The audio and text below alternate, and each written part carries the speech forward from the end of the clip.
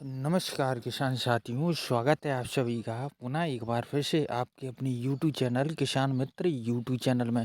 किसान साथियों, आज की वीडियो में हम जानकारी लेकर के आए हैं कि गेहूं की फसल में 70 से 75 दिन की अवस्था में जब आखिरी झंडा पत्ता निकलता है, तो इस अवस्था में हमें गेहूं की फसल में किन किन बातों का ध्यान रखना चाहिए, क्योंकि ये फ्लैग लीग स्टेज गेहूं की फसल में अच्छे उत्पादन में सबसे ज़्यादा महत्वपूर्ण भूमिका निभाती है।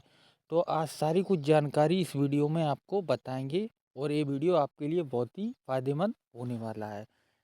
किसान साथियों, झंडा पत्ता गेहूं के पौधे का एक अत्यधिक महत्वपूर्ण हिस्सा होता है। यह पत्ता न केवल पौधे की वृद्धि के लिए जिम्मेदार है, बल्कि दानों की गुणवत्ता और पैदावार को भी प्रभावित करता है। झंडा पत्ता की स्थिति का प्रभाव सीधे दानों के दूध भरने और दानों के आकार पर पड़ता है। किसान साथियों, इस समय पौधे के लिए सबसे ज़रूरी बात यह है कि झंडा पत्ता स्वस्थ और हरा भरा रहे, क्योंकि यही पत्ता फोटोसिंथेसिस के लिए आवश्यक ऊर्जा का निर्माण करता है। इस चरण में यदि आप पोषक तत्वों का सही तरीके से इस्तेमाल करते हैं, तो पौधे की वृद्धि के साथ साथ दानों में भी सुधार होता है। किसान साथियों, इस समय एनपीके का स्प्रे करने से पौधे की पत्तियां हरी भरी रहती हैं और दाने भी मोटे होते हैं। इसके अलावा फास्फोरस और पोटास की उचित मात्रा में पौधे का विकास तेजी से होता है और दानों का आकार भी काफ़ी हद तक बढ़ता है। पोषक तत्वों का उपयोग हमें किस तरीके से करना चाहिए फ्लैगलिंग स्टेज पर, सारी कुछ जानकारी आज हम बताएंगे। किसान साथियों, 60 से 65 या 70 से 75 दिन की अवस्था में गेहूं की फसल में पोषक तत्वों का सही समय पर उपयोग अत्यधिक महत्वपूर्ण होता है। जैसे जैसे पौधा बढ़ता है, उसके पोषक तत्वों की ज़रूरत भी बदलती रहती है। Nitrogen, phosphorus, potash, sulphur, magnesium, zinc या फिर बोरोन जैसे महत्वपूर्ण पोषक तत्व गेहूं के पौधे के विभिन्न विकास चरणों में अलग अलग तरीके से काम करते हैं। जब पौधा अपनी लंबाई बढ़ा रहा होता है, तो नाइट्रोजन की आवश्यकता होती है, क्योंकि यह पत्तों के विकास के लिए जरूरी होता है। वही फास्फोरस और पोटास पौधे के जड़ प्रणाली के लिए बहुत ही महत्वपूर्ण होता है। दानों की को बढ़ाने के लिए सल्फर और मैग्नीज का योगदान भी दानों के आकार और गुणवत्ता में अहम होता है। जब गेहूं के पौधे में झंडा पत्ता निकलता है, तो इस समय पर फसल की देखभाल की जिम्मेदारी अधिक बढ़ जाती है।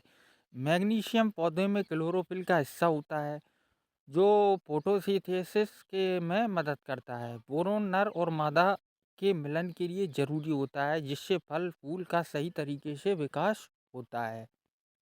गेहूं में फ्लैगलिक अवस्था में किसान साथियों, एनपीके का उपयोग करना बहुत ही फायदेमंद होता है। एनपीके का उपयोग गेहूं की फसल में विशेष रूप से महत्वपूर्ण होता है। हालांकि कभी कभी पोषक तत्वों के अधिक उपयोग से पत्तियों की नोक लाल या ब्राउन हो जाती है। इसलिए एनपीके 05234 का उपयोग करते समय यह ध्यान रखना जरूरी है कि उचित मात्रा में ही पोषक तत्व का प्रयोग किया जाए। इन पोषक तत्वों का नैनो फार्म भी अब बाजार में उपलब्ध है, जो पौधों के लिए सुरक्षित और प्रभावी होता है।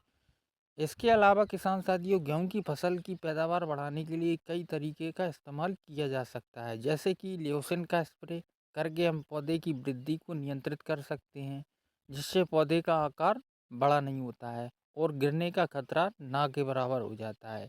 इसके अलावा बोरोन का प्रयोग दानों को मोटा करने और गुणवत्ता को बढ़ाने में मदद करता है। अगर आपने सही समय पर सही पोषक तत्वों का उपयोग किया है और पौधे की देखभाल की है, तो आपकी गेहूं की फसल स्वस्थ और उच्च गुणवत्ता वाली होगी।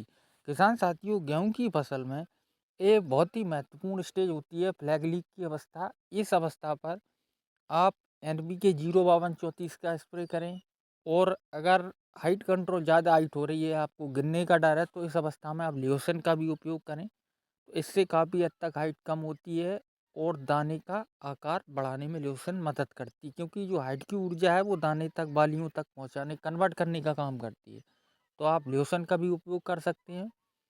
वीडियो पसंद आए तो चैनल को सब्सक्राइब करें। मिलते हैं एक और नई जानकारी के साथ नई वीडियो में, तब तक के लिए धन्यवाद।